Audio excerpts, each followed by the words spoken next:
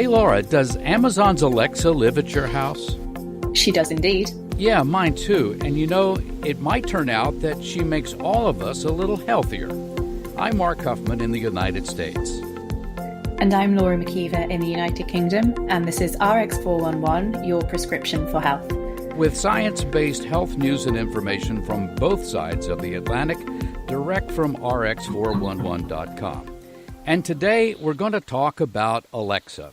Actually, we're going to talk to Alexa and find out how she could go from trying to sell us stuff to serving as our health coach.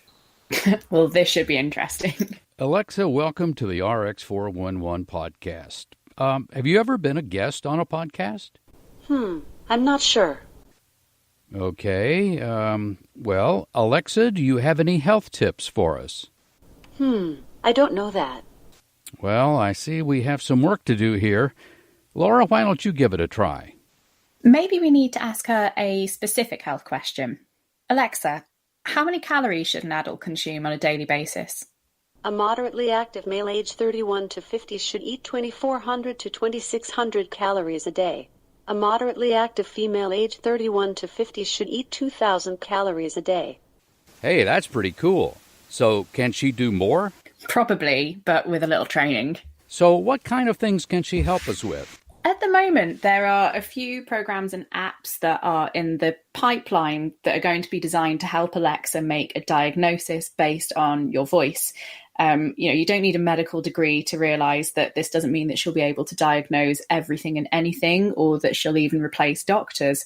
But, the tech giants over at Amazon are trying to make it so that Alexa can diagnose conditions such as stress, anxiety, and sore throats. And one of the ways that she achieves this is by getting to know what you sound like on a normal day, normal in terms of how your voice sounds without an infection, and normal in terms of how you sound when you're feeling happy. And then if she notices something unusual, she'll start to suggest to you that maybe you do have a sore throat if you sound hoarse, or she might pick up on the little tones that you sort of feature when you're feeling stressed. And from there, it's assumed that she'll prompt you to go and seek medical advice, or maybe use some at-home therapies to treat the condition. Wow, that is cool. Technology has already provided us with wearables that help us monitor our health. Is it possible that Alexa and our smartwatches might someday work together? Absolutely. And Alexa is already doing this to an extent, because you can link Alexa with your Fitbit if you own one. However, Amazon's planning to take this to another level by continuously monitoring someone's vital signs and then alerting them to when something's not quite right. And I think I wrote about this not so long ago on the RX411 blog. Having smartwatches and seeing, vital signs that are outside of the norm can sometimes make you feel a little bit anxious, especially if you tend to worry about your health. What Alexa will do is notice when there's a set trend as opposed to an occasional jump outside of the norm, and tell you that you do need to go and seek additional help. So say if you do suffer from, say, like an arrhythmia, and you have a one-off where your pulse rate is quite high, she won't say anything. But if you have an arrhythmia and she notices that your pulse rate is becoming significantly higher over a period of time and it doesn't seem to be calming down, she'll prompt you to go and seek medical advice.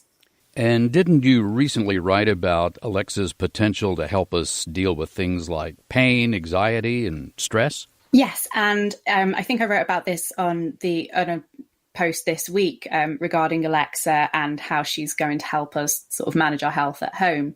There are already quite a few apps out there that you can use to relieve pain, anxiety, and stress.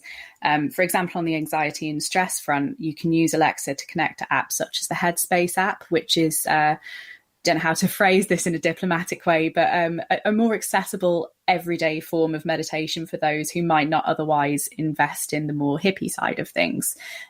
She might also sort of prompt you to ask her for a happiness quote. You can take not necessarily ingenious, but a creative approach yourself by using her to listen to certain types of Zen music.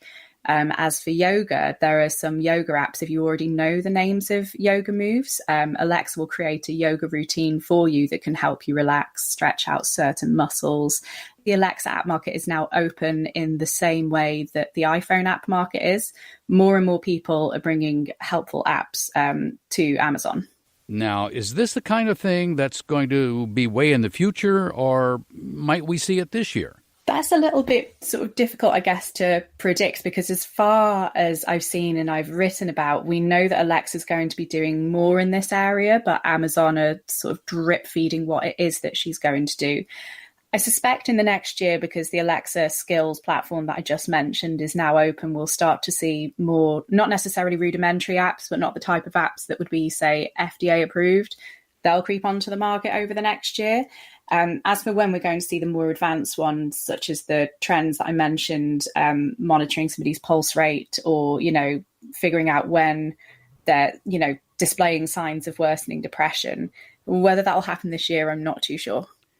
And I'm sure Amazon will come out with a new version called Dr. Alexa. And it will be kind of nice to always have a doctor in the house.